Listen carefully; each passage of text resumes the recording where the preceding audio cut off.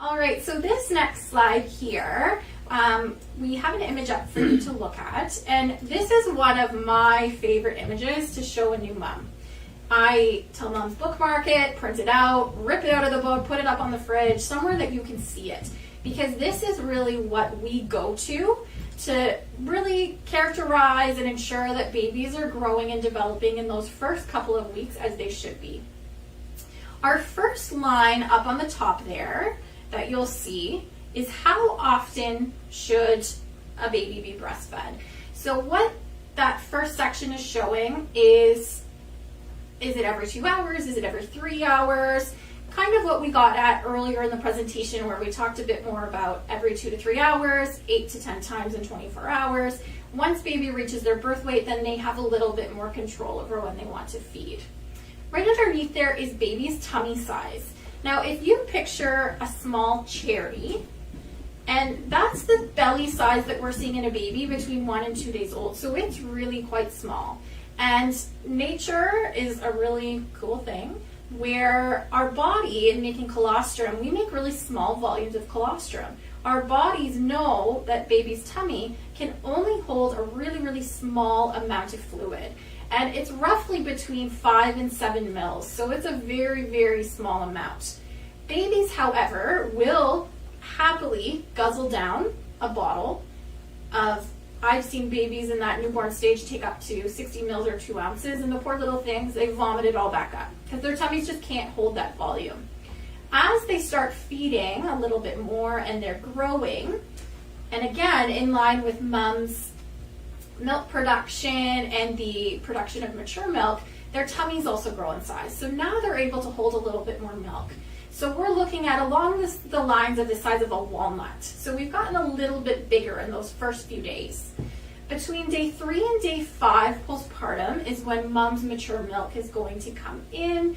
That transfer of milk is going to increase, and we're going to now see baby's tummy size increase to accommodate now that larger volume of milk that they'll be taking.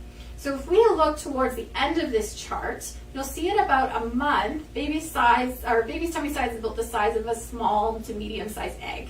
So huge growth between day 1 and the end of that first month.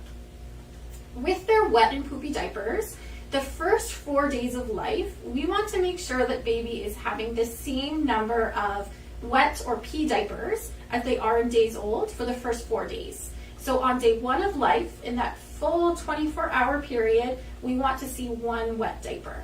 On day 2 of life, 2, and so on. And something that will get asked a lot is, my baby had a wet diaper at 1 o'clock in the morning today, and she didn't have a wet diaper again until 9 p.m. Is that okay? We're on day 2.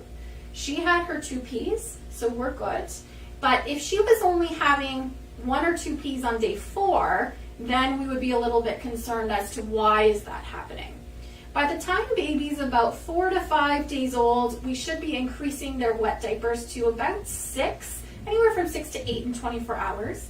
If he or she is having more wet diapers, wonderful. That's great. We just don't want to see any less. Now with their poopy and their dirty diapers, there's a wide spectrum of baby poops that you'll be seeing. In that first 2 to 3 days of life before feeding is well established, while that milk transfer is happening, you'll see that baby's poop is a really thick, sticky black. And that first poop is called meconium. Another really neat aspect of breast milk is it acts as a natural laxative. So as baby is absorbing and they're feeding more breast milk, that actually causes their poop to transition. So it'll change from that really dark, sticky meconium poop to more of a dark brown, a dark green, to eventually what we would call a yellow, seedy poop. And that's very typical of a breastfed baby. A breastfed baby's poop is pretty much unscented. I think there is a little bit of a scent to it, but it's nothing strong and odorous. And when we talk about a yellow, seedy poop, if you picture almost like sesame seeds, you're going to see some little spots in there. Some breastfed babies, their poops are very liquidy. And it's really important to keep in mind that with an infant whose diet is entirely fluid, we're expecting their poops to be very liquidy as well. we get a lot of questions about baby poops, and you'll find yourself talking about baby poops. Lots and lots and lots once you have your babies.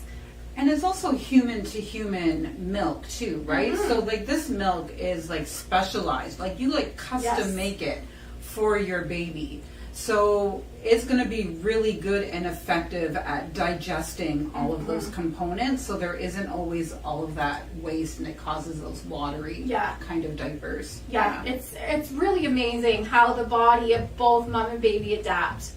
With weight gain, this is something that we really focus on, especially in that first 2-week period.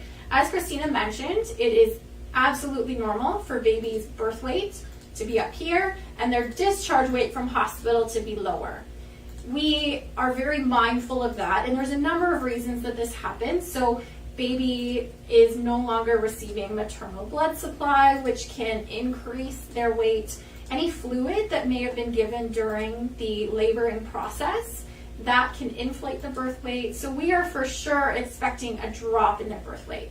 What is really important is that by day 14 of life, baby has at least regained their birth weight. There's some babies that regain their birth weights very quickly, and there's other babies where they're working at it a little bit more and they're hovering around that 2-week mark.